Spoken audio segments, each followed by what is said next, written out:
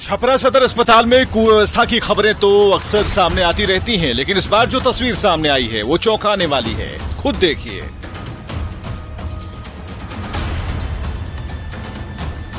देखिए इस viral video को। सदर अस्पताल के इमरजेंसी वार्ड में सुरक्षा गार्ड मरीज का इलाज करता दिख रहा है।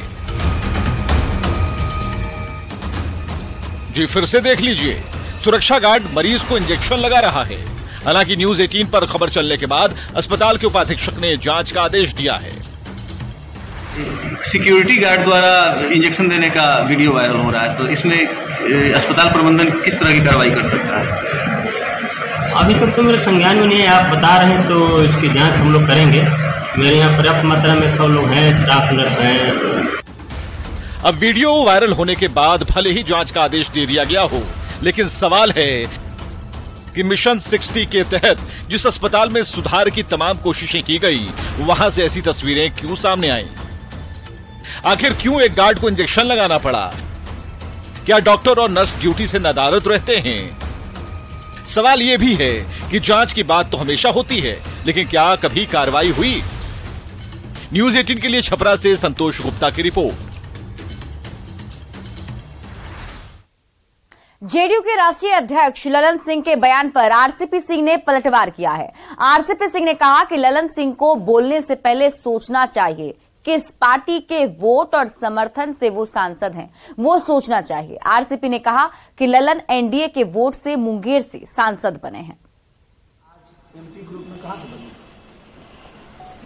किस पार्टी के वोट से और समर्थन से आज वो एमपी है? ये लोग जो कहते हैं, कहने के पहले सोचा करें। आपको वोट मुंगेर लोकसभा में जितने हमारे एनडीए के समर्थक थे, वोटर थे, उन्होंने दिया था, आप जीते थे। तो आपकी जो ये भाषा है ना, ये आपको बोलना चाहिए 2024 के बाद अगर आप एमपी बन पाइएगा तब। आज आप एनडीए के वोट से एमपी बने हैं, आपके मुंह से बिल्कुल शुभ है।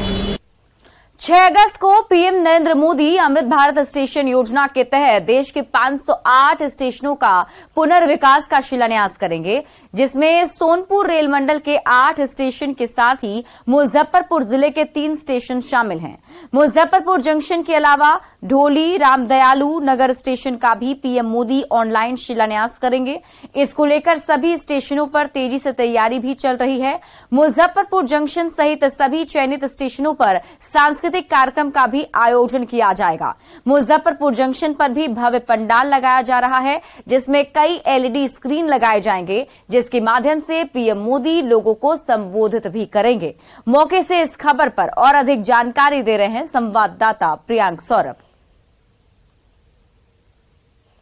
आगामी 6 अगस्त को भारत के प्रधानमंत्री नरेंद्र मोदी द्वारा देश के 508 स्टेशन का अमृत भारत स्टेशन योजना के तहत पुनर्विकास शिलान्यास किया जाएगा। इसको लेकर बिहार के भी कई स्टेशन शामिल है। सोनपुर मंडल के मुजफ्फरपुर जिला के अंतर्गत 3 स्टेशन मुजफ्फरपुर जंक्शन, ढोली रेलवे स्टेशन और रामदयालु नगर स्टेशन को चयन किया गया है, जहां पर यह कार्यक्रम होगा। और देख सकते हैं मुजफ्फरपुर स्टेशन पर यही वो मॉडल है जिसे बनाया जाएगा और इसका शिलान्यास जो है ऑनलाइन पीएम मोदी 6 अगस्त को करेंगे। इसको लेकर भव्य कार्यक्रम भी मुजफ्फरपुर जंक्शन पर आयोजित किए जाएंगे। साथ ही साथ रामदयालु या फिर ढोली स्टेशन पर भी ये कार्यक्रम आयोजित होगा। 6 अगस्त को इसको लेकर भव्य कार्यक्रम आयोजित होगा। ऑनलाइन जो शिलान्यास है वह पीएम मोदी के द्वारा किया जाएगा और इस दौरान 508 स्टेशन जो है वह देश के उसका चयन किया गया है। मुजफ्फरपुर के जिले के जो 3 स्टेशन है, मुजफ्फरपुर जंक्शन, ढोली और रामदयालु नगर। अब आप देख सकते हैं मुजफ्फरपुर जंक्शन के बाहर भव्य पंडाल जो है वह बनाया जा रहा है, क्योंकि यहाँ पर यहीं पर ऑनलाइन कई बड़े बड़े स्क्रीन लगाए जाएंगे, जहां से पीएम मोदी जो है वह इस कार्यक्रम का उद्घाटन करेंगे। एक अलग तरीके का स्टेशन का रूप बदल जाएगा, जिसका शिलान्यास पीएम मोदी करने वाले हैं। मुजफ्फरपुर से न्यूज 18 के लिए प्रियांक सौरभ। बिहार के दानापुर रेल मंडल को 13 वर्ल्ड क्लास स्टेशन की सौगात मिलने वाली है। 6 अगस्त को पीएम नरेंद्र मोदी 13 स्टेशनों के पुनर्विकास का ऑनलाइन शिलान्यास करेंगे। 13 स्टेशन का अमृत भारत स्टेशन के तहत सौंदर्यीकरण किया जाएगा। इन स्टेशनों पर यात्रियों की सुविधा के लिए foot over bridge, lift, accelerator समेत कई सुविधाओं का विकास होगा। इन रेलवे स्टेशनों का कायाकल्प किया जाएगा।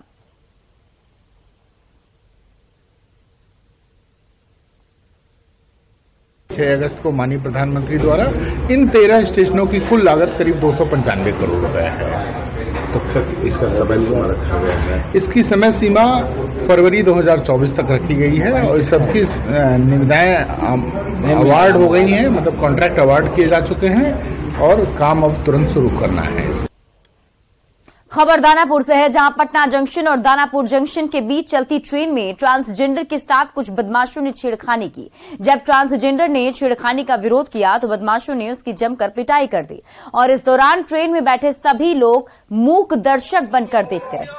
पीड़ित किन्नर ने अपने समुदाय के लोगों को फोन किया तो उनके समुदाय के लोग दानापुर रेलवे स्टेशन पहुंचे और आरपीएफ से अपनी सहेली की इज्जत बचाने की गुहार करने लगे, जिसके बाद आरपीएफ ने ट्रेन को दानापुर स्टेशन पर रोककर आरोपी की गिरफ्तारी के लिए खोजबीन शुरू की तो पता चला आरोपी ट्रेन से बीच रास्ते में ही कूदकर भाग गया।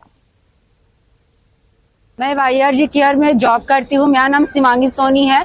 मैं एक क्लाइंट को लेके पीएमसीएच गई थी और उनका सारा चेकअप वगैरह करा के मैं रिटर्न वहां से पटना से आ रही थी और उस दौरान मैं ट्रेन में चढ़ी। कुछ बदमाश ट्रेन में मेरे साथ ही चढ़े। फिर उसके बाद से मैं वीडियो बनाना शुरू की उन लोग का। वो लोग फिर वीडियो जब बनाई तो वो लोग मेरे को पूरा मारने लगे, पिटने लगे। उतारने की कोशिश कर रहे थे बट मैं अपना ऐसे बदन ढकी थी। और मैं जैसे ट्रेन पे मैं चढ़ी वैसे पीछे से लड़का लोग चढ़ने लगे और पीछे से गंदी गंदी बातें करने लगे। मैं इन बातों को नजरअंदाज की।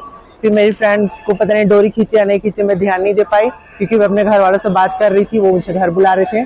फिर मैं बोली कि ठीक है। फिर जब इन लोगों का जब झगड़ा होने लगा अचानक से गाली गलौज, फिर मैं छुड़ाई तो उससे मेरे हाथ में कट गया और चूड़ी कट गई, मेरे टूट गए, कान के भी टूट गए। उसमें छुड़ाने के चक्कर में लड़के थे और लगभग बहुत सारे लड़के थे, फिर बोगी में ही।